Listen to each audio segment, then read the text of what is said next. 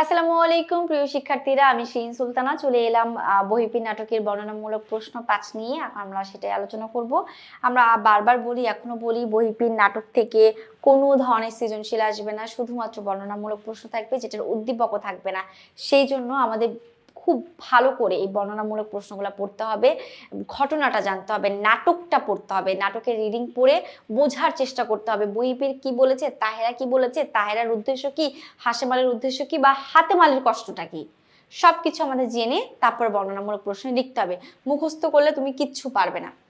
আচ্ছা, ক নাম্বার প্রশ্নে আছি, বহির্পীর চরিত্রের ইতিবাচক উপাদানগুলো বর্ণনা করো। আচ্ছা, ইতিবাচক দিকগুলা কি কি? আমরা একটু ইতিবাচক মানে হচ্ছে ভালো দিকগুলা, সেটা কি কি দেখো। বহির্পীর নাটকের বহির্পীর নেতিবাচক চরিত্র হলো বহির্পীরের মাঝে কিছু ইতিবাচক এখানে বহির্পীরের চরিত্রের ইতিবাচক জানতে চাইছে, ঠিক আছে, আমি একটু প্রশ্ন ভুল পড়েছি। বহির্পীর ভালো, বহির্পীর নেতিবাচক হলেও পুরোপুরি ভাবে তাকে কিন্তু নেগেটিভ বলা হয়নি, কারণ সে জমিদার হাতেম আলীকে প্রথমে টাকা দিতে চেয়েছে বউকে পাওয়ার জন্য, কিন্তু পরবর্তীতে যখন দেখেছে তার বউ তার সাথে যাবে না, তখন কিন্তু তারপরও সে জমিদারকে টাকা দিয়েছে। এটা কিন্তু তার নেতিবাচক না, এটা তার ইতিবাচকই দেখায়। তো বহির্পীরের নেতিবাচক অনেক কিছু থাকলেও ইতিবাচক কিছু দিক নিয়ে আমি একটু আলোচনা করব। মাঝে কিছু ইতিবাচক বৈশিষ্ট্য লক্ষ্য করা যায়, যেমন বইয়ের ভাষায় কথা বলা, ধর্মের উদার নৈতিক ব্যাখ্যা করা, বাস্তবতা মেনে নেওয়া ইত্যাদি। বহির্পীর প্রথাগত পীরের মতো হলেও তিনি ভাষা ব্যবহারে যথেষ্ট আধুনিকতা পরিচয় দিয়েছেন। তিনি যোগাযোগের মাধ্যম হিসেবে বইয়ের ভাষাকে গ্রহণ করেছেন আঞ্চলিকতা থেকে মুক্ত থাকার জন্য। ভক্তবৃন্দের কাছ থেকে ধন সম্পদ নিয়ে বিশাল ধনী ব্যক্তিতে পরিণত হওয়ার সুযোগ থাকলেও তিনি তা করেননি। উদ্দেশ্য সাধনের জন্য হলেও জমিদারের বিপদে তিনি পাশে দাঁড়াতে উৎপর হয়েছেন।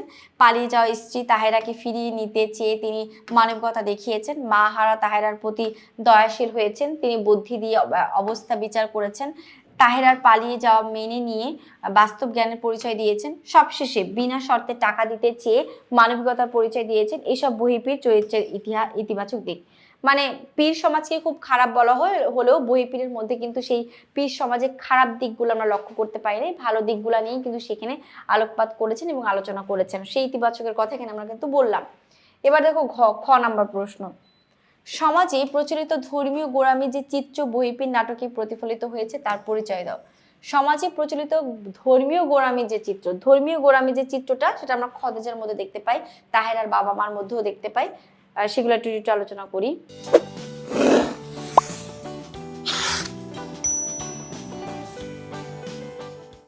সমাজ সচেতন কথাশিল্পীদের অন্যতম শহীদ ওয়ালিউল্লাহ, তারই অন্যতম নিদর্শন বহির্পীর শীর্ষক নাটকটি। এতে লেখক এই দেশে বহুকাল ধরে প্রচলিত পীর প্রথার বাস্তব চিত্র তুলে ধরতে প্রয়াসী হয়েছেন। বাঙালি সমাজে পীর প্রথা এতটাই জেঁকে বসেছে যে পীর প্রতি শ্রদ্ধা ভক্তি স্বাভাবিকতার মাত্রা ছড়িয়ে অন্ধভক্তিতে পরিণত হয়েছে। বহির্পীর নাটকে তাহেরার বাবা ও সৎমা তাহেরাকে বৃদ্ধ পীরের সাথে বিয়ে দিয়েছে অন্ধভক্তি থেকেই। এক্ষেত্রে তারা মেয়ের সম্মতি নেওয়ারও প্রয়োজন মনে করেনি। তারা মনে করেছে পীরকে খুশি রাখাই হচ্ছে আসল কথা। সেটা যেভাবে হোক মেয়েকে তারা খুশি রাখতে চায়, সেজন্য মেয়ের কাছ থেকে তারা কোনো ধরনের আলোচনা বা প্রয়োজন বোধ করেনি জানার জন্য। এটা কিন্তু এক ধরনের ধর্মীয় গোঁড়ামি বলা যায়। তারপরে জমিদার গিন্নি খোদে যাওয়া পীর ভক্তি দেখা থেকেই বিপদে আশ্রয় দেওয়া তাহেরাকে বহির্পীরের হাতে তুলে দিতে চায়। বহির্পীর নাটকে পূর্ণ লাভের আশায় জোর করে বৃদ্ধ পীরের সাথে তাহেরাকে বিয়ে দেওয়া হয়। বাবা হয়েও মেয়ের ব্যাপারে এক মুহূর্ত ভাবেনি তিনি। এমনকি খোদেজার মতে তাহেরা পালিয়ে এসে সে দুঃসাহস দেখিয়েছে, নারী হিসেবে তার ঠিক হয়নি।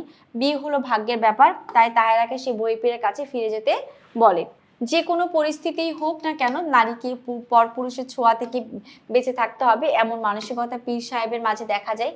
তাহেরা নদীতে ঝাঁপ দিয়ে আত্মহত্যা করতে চাইলে তাকে বাঁচাতে এসে হাশেম তার হাত ধরলে পীর সাহেব এতে অত্যন্ত ক্রুদ্ধতা প্রকাশ করেন। উপরের আলোচনায় দেখা যায় যে বহির্পীর নাটকের সমাজে প্রচলিত বেশ কিছু ধর্মীয় গোঁড়ামির চিত্র, বেশি কিছু ধর্মীয় গোঁড়ামি একটা হবে, হ্যাঁ, ধর্মীয় গোঁড়ামি চিত্র ফুটে উঠেছে। সব মিলিয়ে নাটকের তৎকালীন সমাজচিত্রের যথার্থ রূপায়ণ ঘটেছে। আমরা বহির্পীর নাটকের বর্ণনামূলক প্রশ্ন 5 নিয়ে আলোচনা করলাম। সহজ একটি প্রশ্ন, সবাই বুঝতে পেরেছে আশা করছি। এই পর্যন্ত সবাই ভালো থেকো, সুস্থ থেকো, আল্লাহ হাফেজ, আসসালামু আলাইকুম।